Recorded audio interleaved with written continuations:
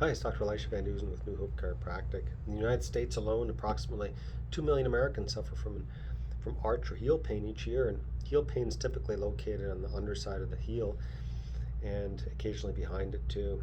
The bottom of the heel pain is most commonly caused by a strain of the plantar fascia, and that's one of the main ligament on the bottom of the foot, and that's why it's commonly called plantar fasciitis, or inflammation, in other words, of the plantar fascia. While plantar fasciitis is rarely a symptom of a serious or a very serious health concern, it can typically escalate to the point where normal activity, especially exercise, can be really painful. Although mild pain in the heel area can commonly disappear on its own, severe pain can become persistent and chronic if ignored, if it's not attended to. What are some of the causes of plantar fasciitis? Well, from simple physical activity like walking or standing to more strenuous activities like dancing or jogging, running, the feet are constantly subjected to significant stresses. And because of its strategic location and its function, the heel is especially vulnerable to damage, injury, and pain. And so one of the most common causes of plantar fasciitis is overuse, repetitive exertion with oftentimes with bad shoes that just don't support your foot enough. Do you have plantar fasciitis? Well, the typical symptoms here are pain on the bottom of the heel, discomfort into the arch of the foot, and typically the pain's most intense when resuming activity after you've been resting and tends to decrease with continued motion.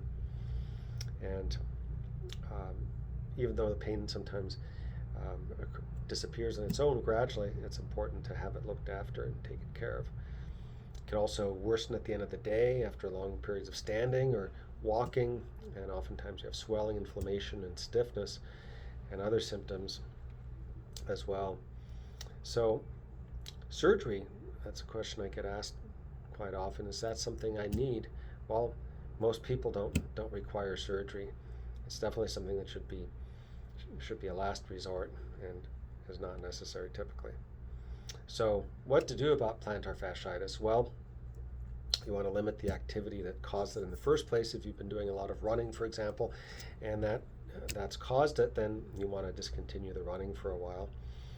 Maybe do some exercise on a Stairmaster or a treadmill with a softer surface, or an elliptical machine, so you're not putting as much impact and force on the plantar fascia and the heel. And then also custom-made orthotics and heel inserts are very helpful. That's something that we have available in our office too, and that will cause proper support of the arch and the heel. So when you do walk or run, you won't put as much stress on it. And then next is some muscle work of the plantar fascia using some cross friction massage on the plantar fascia to break up scar tissue, or even rolling your foot over a golf ball can break up some of the scar tissue and some of the spasms and adhesions. And then of course some chiropractic adjustments of the ankle and the heel and the bones of the foot.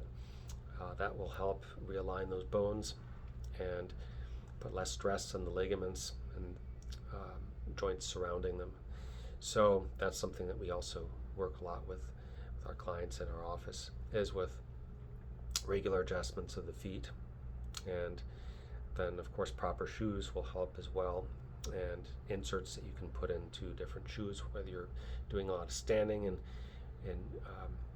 business type shoes, or you're running in gym shoes, tennis shoes. They can be moved around too. So these are all things that work great for plantar fasciitis. Check us out at newhopechiropractic.com for additional information or to make an appointment. And with that, have a very healthy day.